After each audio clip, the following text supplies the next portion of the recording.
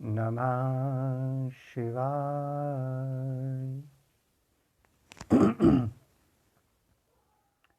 आइए प्रिय आत्मन मित्रों, सभी मिलकर सर्वप्रथम अपने अपने गुरुदेव भगवान और इष्ट देव की शरण में चलें और उन्हें प्रणाम करके आशीर्वाद प्राप्त करें। उसके पश्चात हम सभी साधक मिलकर इस हिमालय की ऊर्जा में बैठकर अंतस स्नान की ओर चलेंगे, ऋषि मुनियों की शरण में चलेंगे।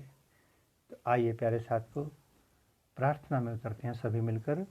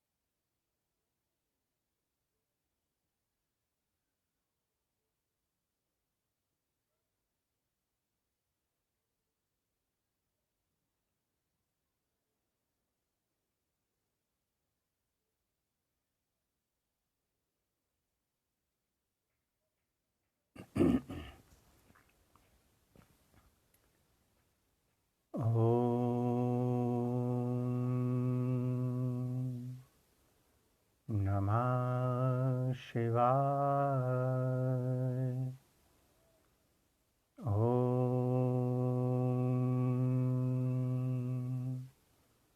नमः शिवाय। ओम नमः शिवाय।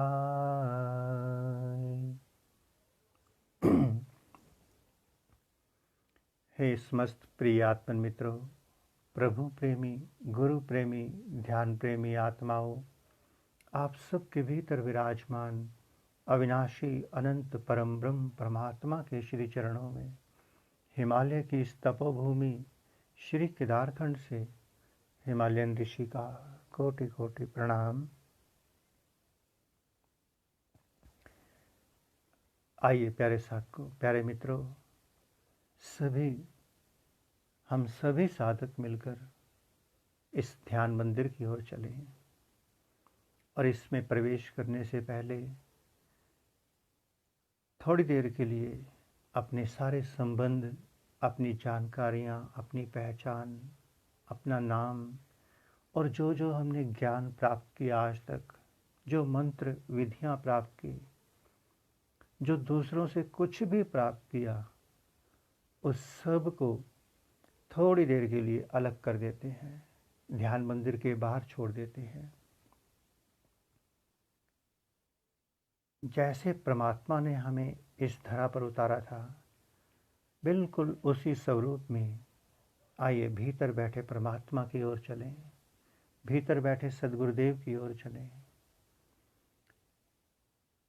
वो उसी रूप में ही हमें स्वीकार कर सकता है, जैसे उसने भेजा था उसी स्वरूप में। तो आइए सभी मिलकर ध्यान की धारा में उतरें।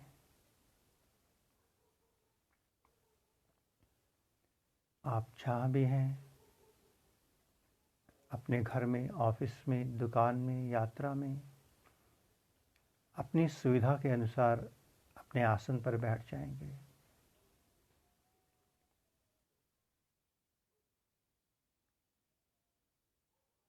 आपका बैठना बहुत सहज सरल हो, तनाव रहित हो, समस्त क्रियाओं से परे हो। कोई आसन नहीं विशेष, कोई मुद्रा नहीं, कुछ भी नहीं। एक नवजात शिशु की तरह ध्यान में उतरें। नवजात शिशु की बाहर की आंखें लगभग 15-20 घंटे बंद रहती हैं और उसका अंतःकरण हर समय ओंकार की ध्वनि से परमात्मा को पुकारता रहता है। तो आइए हम सभी मिलकर बाहर के नेत्रों को बंद करके भीतर के शिव नेत्र से जुड़ जाएं। अपनी दोनों भावों के बीच में जहाँ हम तिलक लगाते हैं, बिंदी लगाते हैं, उस स्थान से वही शिव नेत्र है। शिव नेत्र बाहर नहीं है। बाहर के चरम चक्षु बाहर का संसार देखते हैं और भीतर का चक्षु भीतर के ब्रह्मांड को देखता है। केवल एक इशारा किया गया कि शिव नेत्र यहाँ है, तो आप अपने आज्ञा चक्र पर विराजमान हो जाएं, वहीं बैठ जाएं अपने आज्ञा चक्र पर और वहीं से देखना शुरू करें। शिव नेत्र खुला हुआ है, बंद नहीं है। इसलिए जैसे ही हम बाहर की आंखें बंद करते हैं, कुछ ना कुछ दिखने लगता है और कुछ ना दिखे अंधकार ही दिखता है। बाहर की आंखें बंद होने के बाद भी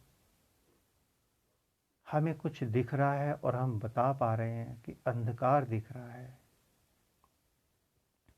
कभी कोई प्रकाश बिंदु कभी कोई किरण, कोई रंग, कोई रूप स्वरूप आंखें बंद करने के बाद दिखता है।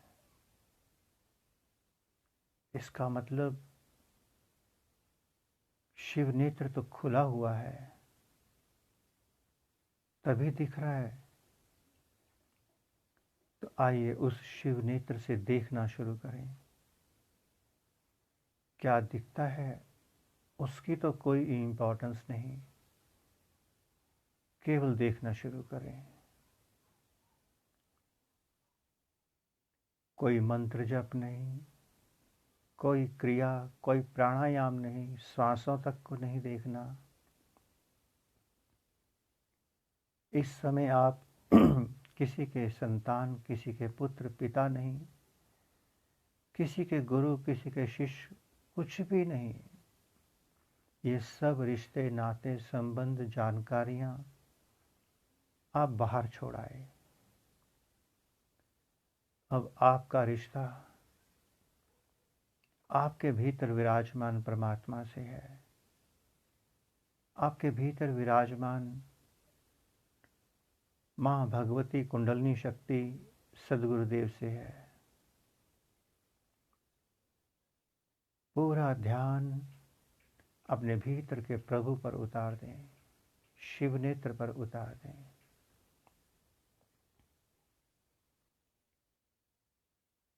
जिन जिन को आप बाहर छोड़ के आए हैं उसका स्मरण नहीं करना। बहुत शक्तिशाली हैं वो लोग। नेगेटिव पावर पॉजिटिव से बहुत ज़्यादा पावरफुल होती है, बहुत ज़्यादा। इसलिए बहुत सजग होकर ध्यान में बैठना। अगर आप शिव नेत्र से जुड़ गए तो हिमालय की सारी ऊर्जा अपने आप आपसे जुड़ जाएगी, आपको मिलने लगेगी। संध्या का ये समय, संध्या की ये वेला, सभी संत, साधक और गृहस्थ धर्म में रहने वाले लोग इस समय अपनी अपनी संध्या में उतर गए हैं।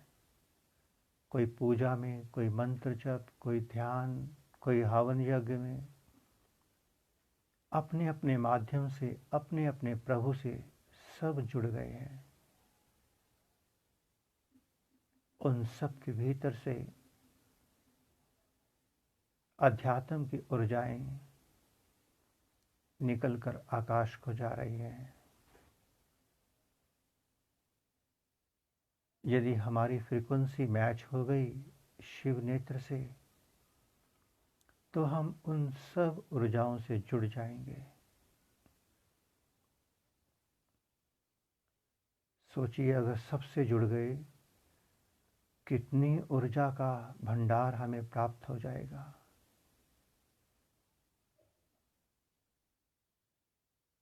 बस भूत और भविष्य से हट जाएं, संकल्प विकल्प से हट जाएं, समस्त मंत्रों से, ज्ञान से, बुद्धि से, मन से, सब से हट जाएं। ये पॉजिटिव ऊर्जा तभी हाथ लगती है, तभी मिलती है जब आप विशुद्ध होकर, निर्विकार होकर, पावन पवित्र होकर शिव नेत्र से जुड़ जाते हैं। यदि आप शिव नेत्र पर बैठे हैं, किसी ख्याल में डूबे हैं, किसी मंत्र में, किसी क्रिया में, तो वह आपका अशुद्ध बैठना है, अपवित्र बैठना है, क्योंकि उसके साथ कोई दूसरा भी बैठ गया। इस दूसरे के कारण हम स्वयं से, परमात्मा से, ऋषियों की ऊर्जा से वंचित हो जाते हैं।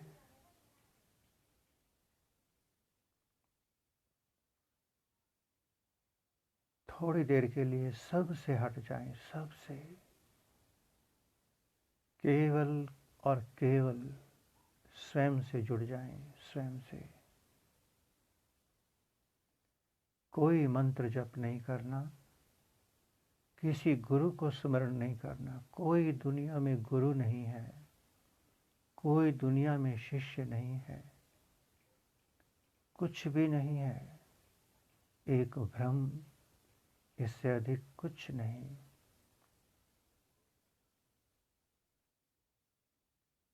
लगातार देखते चले जाएं, देखना ही ध्यान है।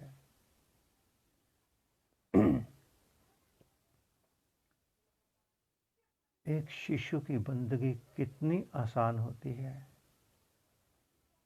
उसे मंत्र का पता नहीं, धूप दीप अगरबत्ती प्रसाद का, दिशा का, आसन का,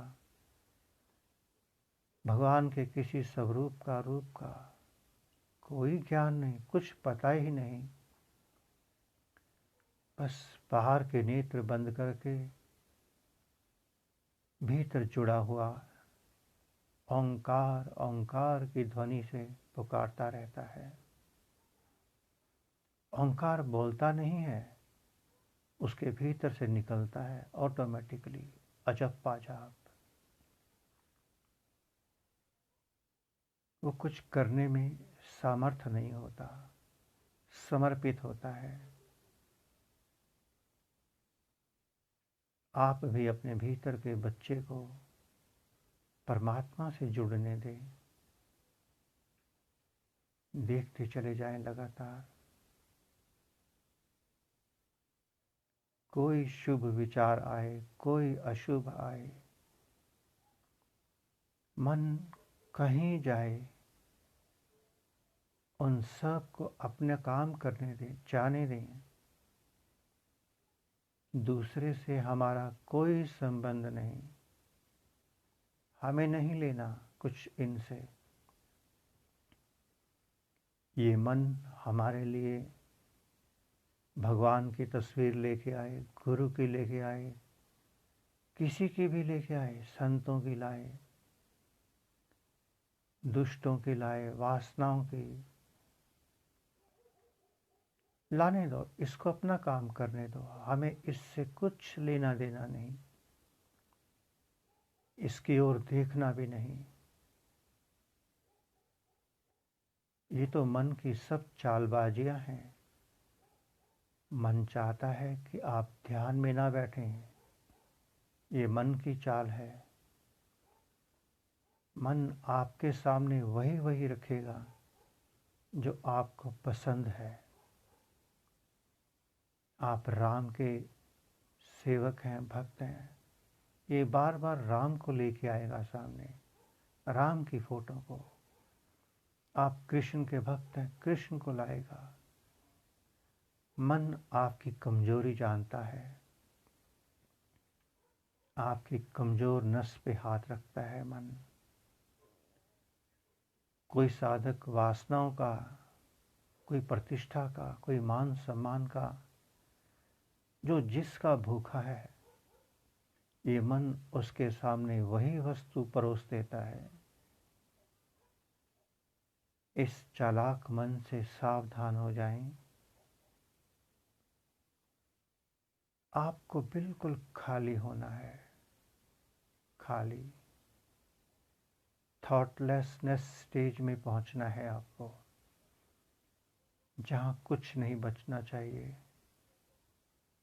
ये घटना स्वतः घटेगी अपने आप।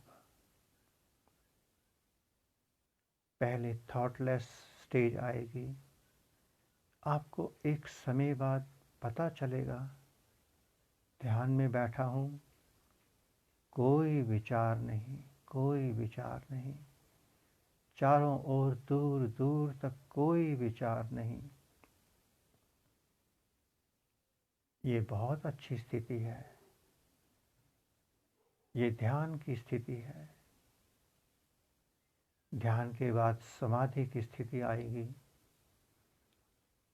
एक विचार बना हुआ है कि कोई विचार नहीं आ रहा। जैसे ही समाधि में प्रवेश करोगे, ये विचार भी गिर जाएगा, आप स्वयं विदा हो जाएंगे। आप भी नहीं रहेंगे, कुछ नहीं रहेगा वहाँ। देखते चले जाएं लगातार। हमारे जप तप में ध्यान में कोई बल नहीं, कुछ भी नहीं, कुछ भी नहीं है। हम ऋषियों के साथ बैठे हैं, ऋषियों मुनियों के चरणों में उनकी ऊर्जा में बैठे हैं। यदि आप सही सही चल पड़े, इनकी कृपा बरस जाएगी। देखते चले जाएं लगातार।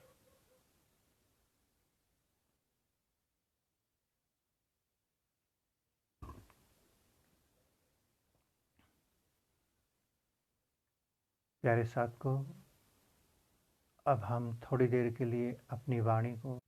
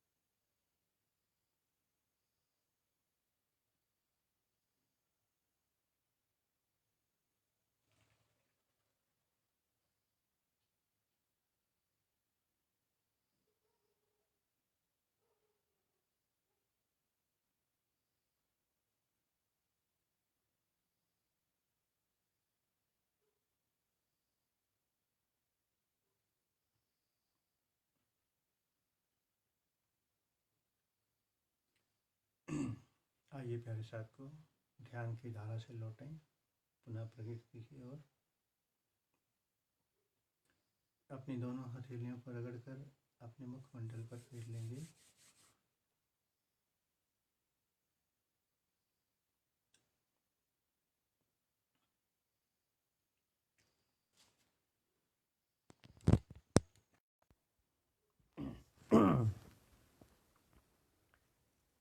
प्रभु ने हम सबको अपने चरणों में बैठने का सौभाग्य प्रदान किया। आइए सब प्रभु का धन्यवाद करते हैं।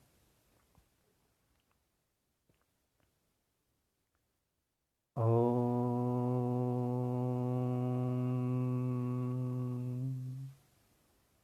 नमः शिवाय। ओम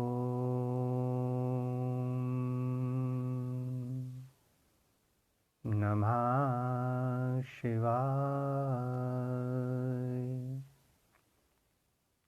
ओम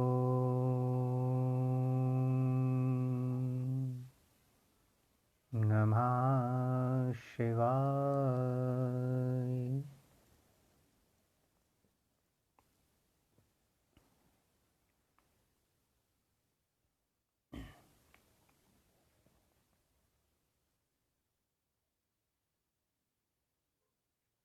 प्यारे साथ को मेडिटेशन वास्तव में ये एक मेडिसिन है। ये हमारे अंदर के रोगों का इलाज करती है, क्योंकि हम दिन भर किसी न किसी क्रिया में लगे रहते हैं। कोई पूजा में, कोई मंत्र जप में, कोई दान, कोई हवन यज्ञ, अर्थात हम इस शरीर के माध्यम से परमात्मा की ओर जाने के लिए किसी न किसी क्रिया में लगे रहते हैं।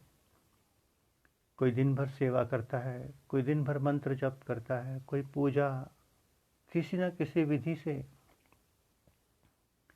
जाने अनजाने में वो अपने अंदर के बर्तन को मांजता रहता है, साफ करता रहता है। उसे पता भी नहीं है कि मैं जप या व्रत या सेवा या दान किस लिए कर रहा हूँ।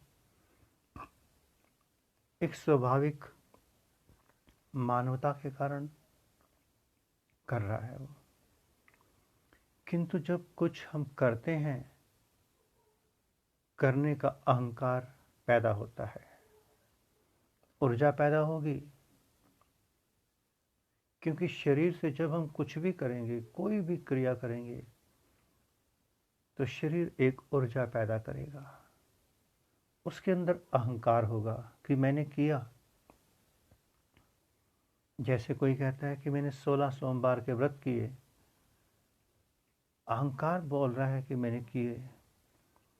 कोई कहता है मैंने इतना दान किया, इतनी सेवा की, इतनी पूजा की, इतने गुरुओं के चरण धोए।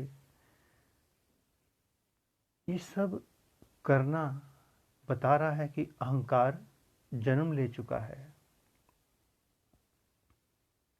शरीर के जितने भी विकार हैं, काम, क्रोध, लोभ, मोह, ईर्ष्या, द्वेष, घृणा, निंदा, ये सब शरीर के बाहर दिखते हैं। इनका उपचार हो जाता है तुरंत इनका उपचार संभव है। किंतु अहंकार भीतर पता ही नहीं चलता। एक सबसे खतरनाक बीमारी लग जाती है इंसान को, सात्विक अहंकार की। उस सात्विक अहंकार से निपट पाना लगभग असंभव हो जाता है। विनम्रता का अहंकार, विनम्रता का सात्विक अहंकार,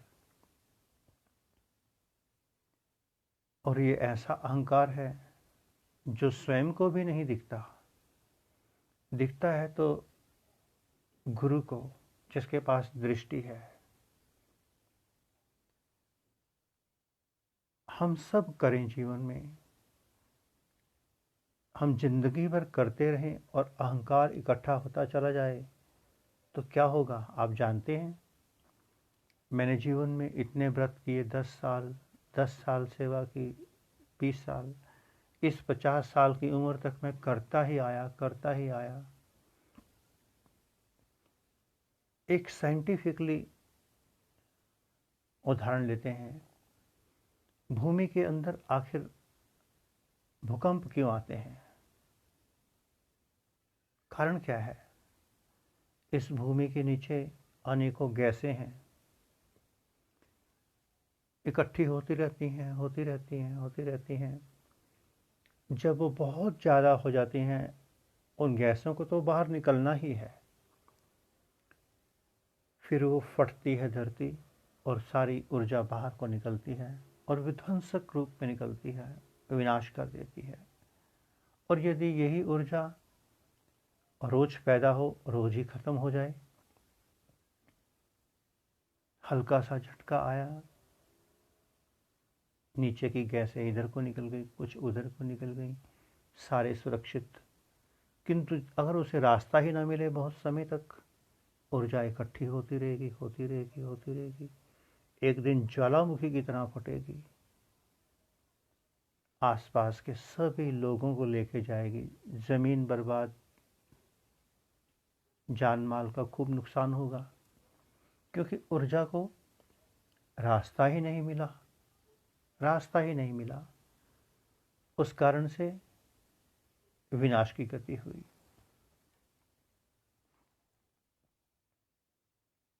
तो प्यारे साथियों, प्यारे मित्रगणों, एक बात बड़े ध्यान से समझ लेना,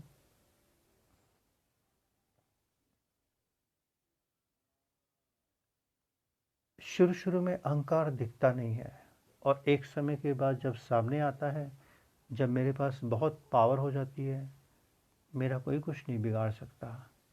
बस अहंकार उसी समय गर्दन पकड़ लेता है, विस्फोट होता है और पूरी जिंदगी स्पॉइल कर देता है, पूरी जिंदगी। अगर हमारे पास मेडिसिन है तो हम उसका इलाज कर सकते हैं। हमें हर क्रिया के साथ, अगर हम दिन भर ही दौड़ते रहें, दिन भर दौड़ते रहें, क्या होगा, एक समय बाद गिर जाएंगे। उस दौड़ने का फायदा क्या हुआ। एक्सरसाइज तो ऐसी हो जो तन को भी स्वस्थ कर दे और मन को भी स्वस्थ कर दे। अब एक्सरसाइज इतनी ज़्यादा कर ली कि सारी एनर्जी खत्म, निढाल होकर गिरे पड़े हैं, उस एक्सरसाइज का कोई लाभ नहीं मिला, हानि हुई, हानि। इसलिए जब तक हमारे जीवन में होश नहीं होगी, विवेक नहीं होगा, ये एक्सरसाइज किसी काम नहीं आने वाली। हम कितने ही जप कर लें, व्रत कर लें, तप कर लें, पूजा पाठ, केवल अहंकार देंगे और अहंकार विनाश का कारण बनता है।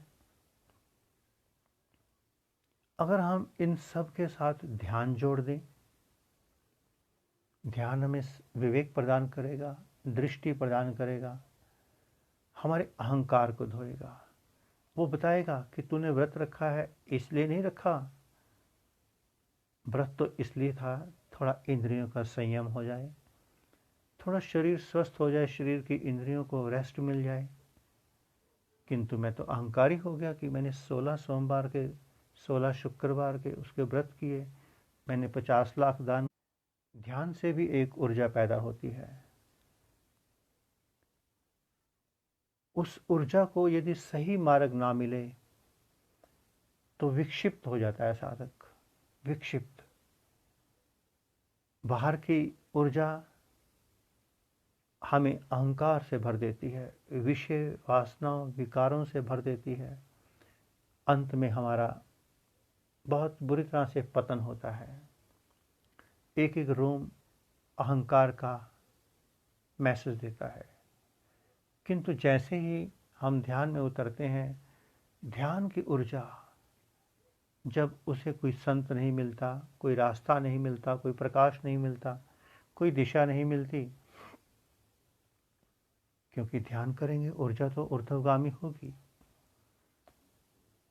उसका रास्ता नहीं मिलेगा। तो वही ऊर्जा किसी को विक्षिप्त कर देगी, कुछ कर देगी, डिप्रेशन में चला जाएगा इंसान, समझ नहीं आएगा।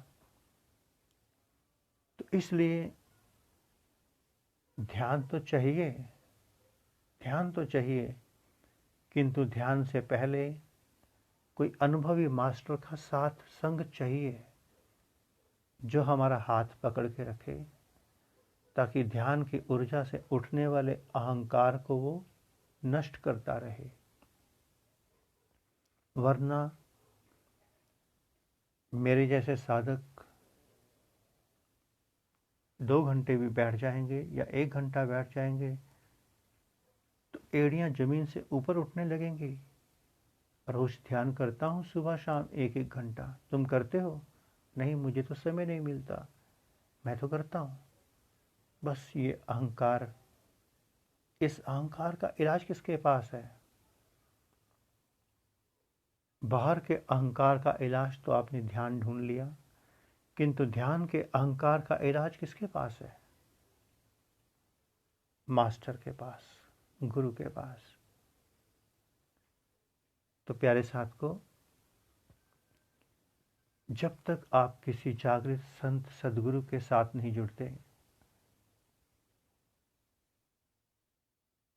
तब तक भीतर का अहंकार विदा नहीं होने वाला, विदा नहीं होने वाला।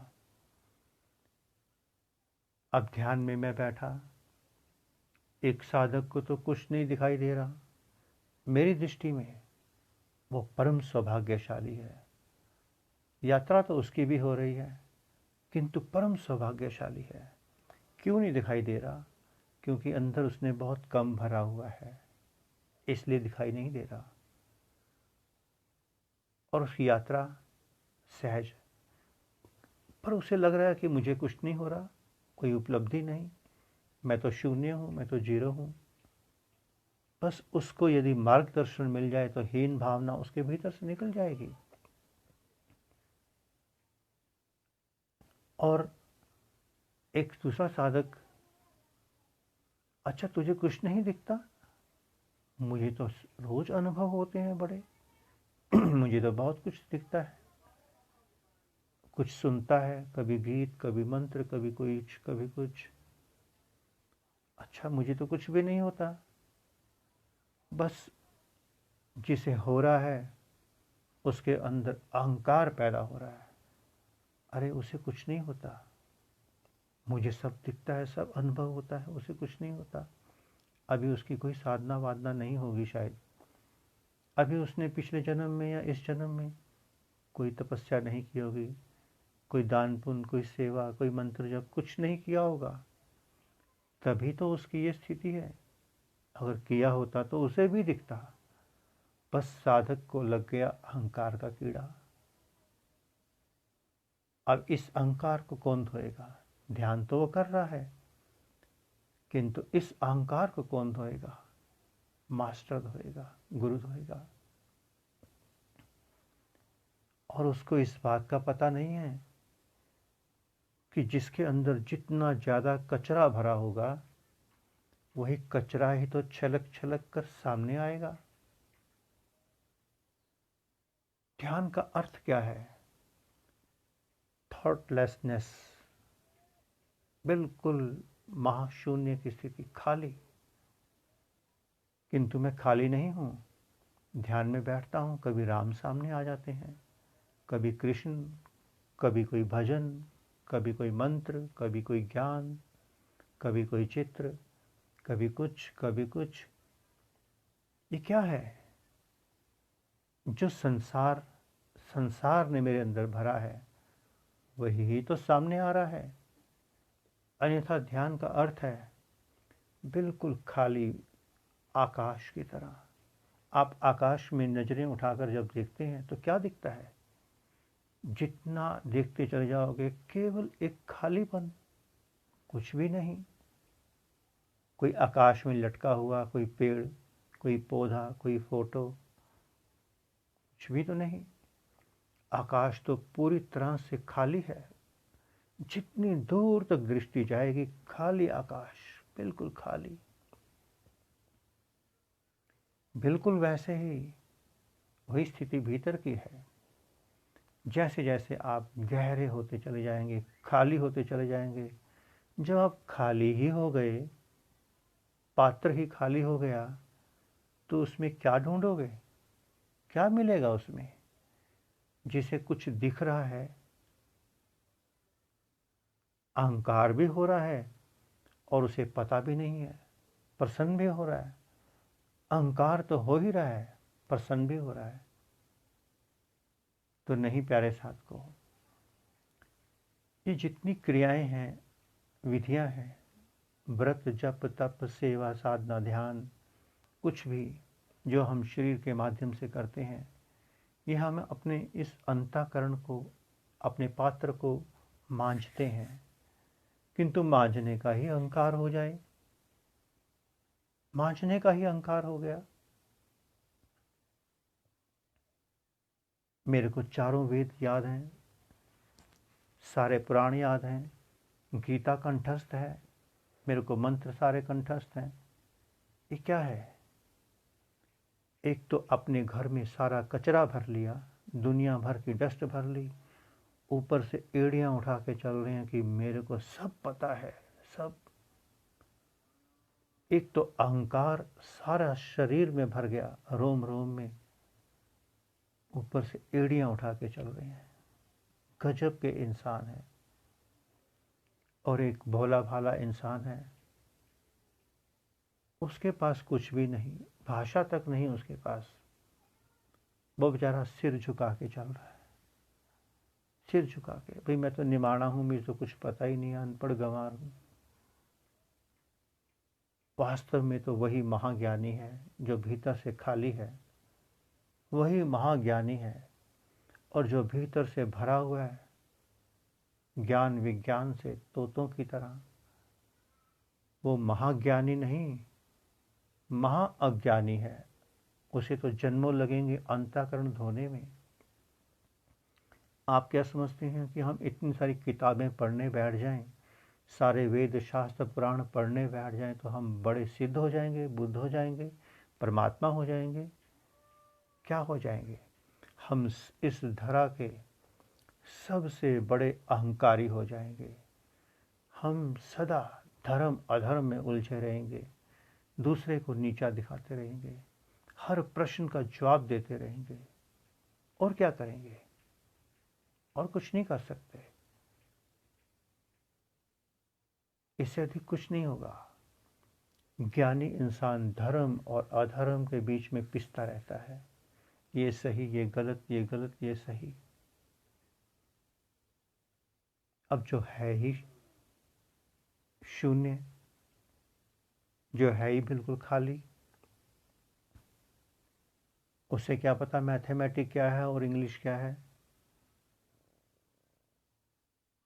वो तो हाथ जोड़ देगा, प्रभु मुझे नहीं पता, ये अपना संसार खुद संभालो।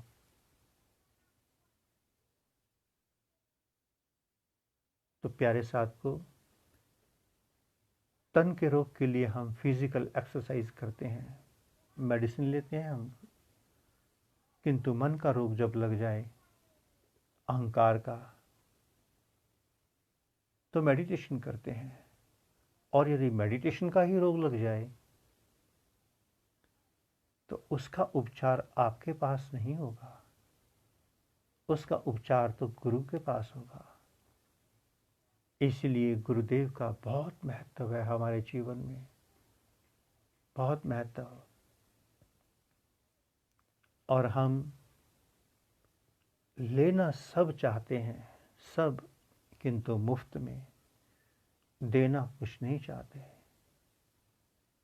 प्रकृति बड़ी महान है प्यारे साथ को, बहुत महान है, बहुत महान है। एक छोटी सी बात कह करके विषय को समाप्त करेंगे। जब हम गुरुदेव के पास थे,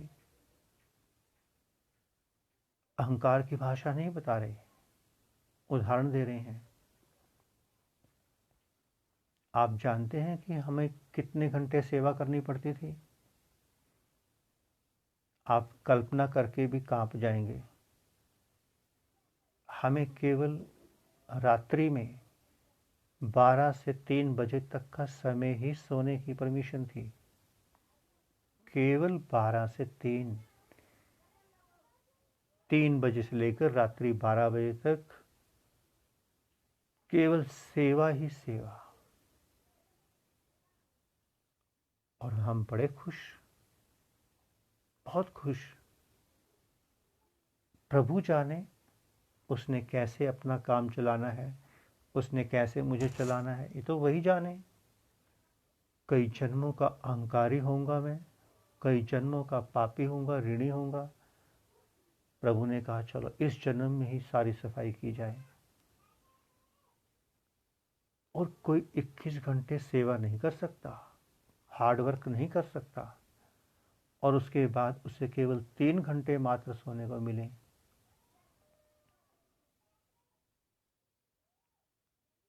हम तो उसमें भी अपना साधना का समय निकाल लिया करते थे चुरा करके। 1.5 घंटा सो जाओ, 1.5 घंटा साधना कर लो। किंतु 21 घंटे आप क्या समझते हैं कि हम करते थे साधना सेवा? नहीं प्यारे साथ को। जब हम किसी गुरु की शरणागत हो जाते हैं तो वो सेवा करने की ताकत भी देता है। अन्यथा तो 2, 4, 5 घंटे में ही हार्ड वर्क करने के बाद इंसान निढाल हो जाता है, उससे नहीं होती सेवा, काम नहीं होता। किंतु वो एक पैर पे खड़ा हुआ 21 घंटे अगर सेवा कर सकता है, वो नहीं कर रहा। गुरु की ऊर्जा सेवा करवा रही है, गुरु की ऊर्जा, इसका हमें भान है। कैसे? क्योंकि जो हमारे भीतर की महाशक्ति कुंडलिनी शक्ति है, जिस दिन हम घर से निकले थे उससे पहले ही वो जागृत हो गई थी। तो हमारे भीतर का सदगुरुदेव माँ भगवती कुंडलिनी शक्ति बता देती है कि बेटा ये जो 21 घंटे की तुम सेवा कर रहे हो, ये तुम नहीं कर सकते, तुम्हारे बस में नहीं है। ये तो गुरु की शक्ति सेवा करवा रही है। तो प्यारे साथ को, जब तक आप जागेंगे नहीं, ध्यान नहीं करेंगे, किसी संत से नहीं जुड़ेंगे, प्रैक्टिकल जागृत संत से नहीं जुड़ेंगे, कल्याण नहीं होगा। यदि आप चाहते हैं आपका कल्याण हो। अब एक साधक ने प्रश्न किया था, जब हमने कहा कि सिर देकर भी गुरु मिले तो गुरु सस्ता जान, तो उसने कहा कि इसका मतलब है कि बिना बुद्धि लगाए गुरु को सब समर्पित कर दो। हमने उत्तर लिखा, फिर तो गुरु आपकी गरीबी दूर कर देगा? नहीं, गुरु अपनी गरीबी दूर कर लेगा और तुम्हें गरीब कर देगा। पहले हमें अच्छी तरह से ठोक बजाकर देखना होगा। गुरु बनाओ जानकर, पानी पियो छान कर। जब तक न देखो अपनी नैनी, तब तक न मानो गुरु की भी कहनी।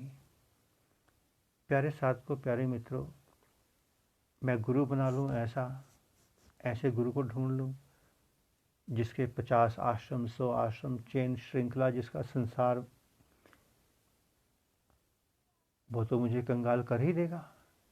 उसे तो चाहिए कोई पढ़ा लिखा, समझदार, पैसे वाला जो उसकी व्यवस्था को संभाले।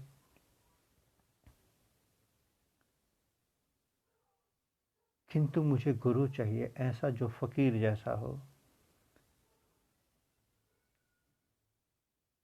जो भजन करता हो और भगवान के भजन का भोजन भी करता हो, जिसकी वासनाएं ना हो। जरूरतें तो सभी की रहेंगी,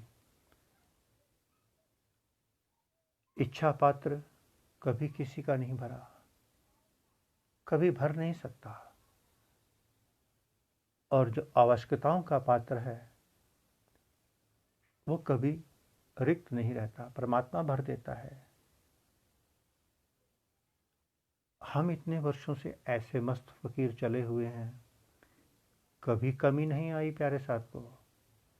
एक साधक सेवा करने आता है, वो चला जाता है, नया आ जाता है, दो आते हैं, दो चले जाते हैं। हम क्यों सोचें कि ये क्यों गया और वो क्यों आया? ये तो व्यवस्था उस प्रभु की। आज झोपड़ी में बैठाए, कल महल में बैठाए, कल दोनों को बाहर निकाल दे। ये विषय हमारा नहीं सोचने का। हमारा विषय तो तू है प्रभु, तू, उससे हटकर नहीं। तो प्यारे साथ को, प्यारे मित्रों, आप सभी हिमालय की ऊर्जा से जुड़े हुए हैं, हिमालय की ऋषि मुनियों से जुड़े हैं। हम कहेंगे कि शायद आपके पूर्व जन्मों के किसी तप का फल है ये। अन्यथा हिमालय की ऊर्जा से जुड़ना लगभग असंभव है। तो आप थोड़ा सा होश, विवेक, जागृति से जिएं, कमाई करें। नहीं पता कि परमात्मा ने ये साधन आपको कब तक उपलब्ध करवाया है, कल तक कि काल तक या कब तक, हमें नहीं पता। क्योंकि आने वाले पल की इन्फॉर्मेशंस हमारे पास तो नहीं है। आने वाले कल की गारंटी हम कैसे ले सकते हैं? आज अभी इसी वक्त अपने आप को संभाल लीजिए, संवार लीजिए। इतना ही कहेंगे, इससे अधिक कुछ नहीं कहेंगे। पुनः से आप सबके भीतर विराजमान अविनाशी अनंत परम ब्रह्म परमात्मा के श्री चरणों में, हिमालय की इस तपोभूमि श्री केदारखंड से हिमालयन ऋषि का कोटि कोटि प्रणाम। और संपूर्ण ब्रह्मांड में विराजमान समस्त देवी देवताओं, समस्त ऋषियों, मुनियों, गुरुजनों, संत महापुरुषों की ओर से आप सबको शुभ आशीष, शुभ मंगल कामना। ओम सर्वे भवन्तु सुखिनः, सर्वे सन्तु निरामया, सर्वे भद्राणि पश्यन्तु, मा कश्चित् दुःख भाग् भवेत्। ओम शांति शांति शांति। प्यारे साथ को एक बहुत इम्पॉर्टेंट बात बता देते हैं, बहुत ज़रूरी। पूरे लेक्चर को भूल जाना, किंतु इस सूत्र को दिमाग में बांध लेना जरूर।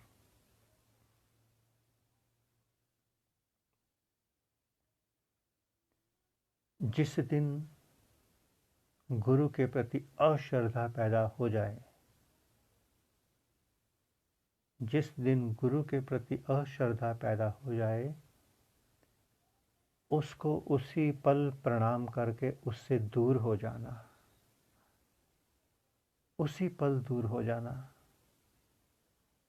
अगर फिर भी आप जुड़े रहे तो जीवन नकारात्मक ऊर्जा से भरता चला जाएगा और पाप कर्मों का संसार बढ़ता चला जाएगा।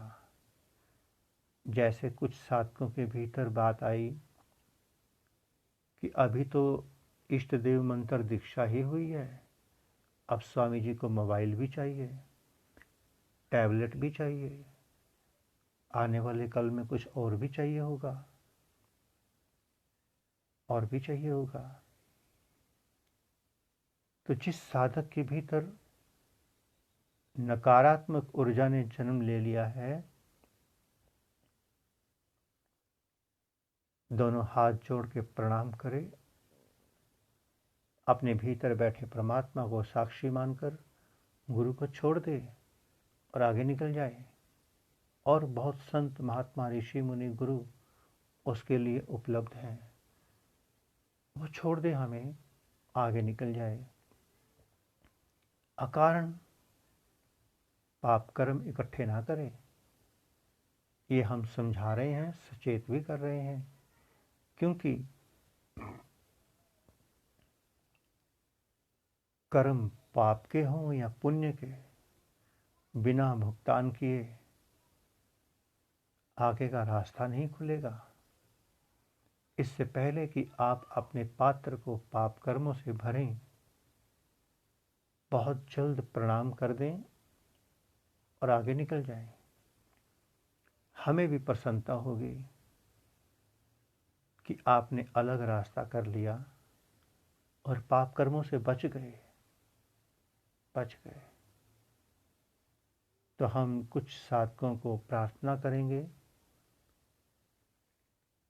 कि हृदय से प्रणाम करें, अपने भीतर बैठे परमात्मा को साक्षी मानें और विदा हो जाएं, क्योंकि आप पाप के भागी बने ये हम नहीं चाहेंगे। और हमें तो किसी की भी आवश्यकता नहीं, केवल उस परम ब्रह्म परमात्मा के लिए ये बाणा पहना है, उसके लिए चलना है। भजन और भोजन काम का धंधा, जो ना करे सो मूर्ख अंधा। ओम नमः शिवाय।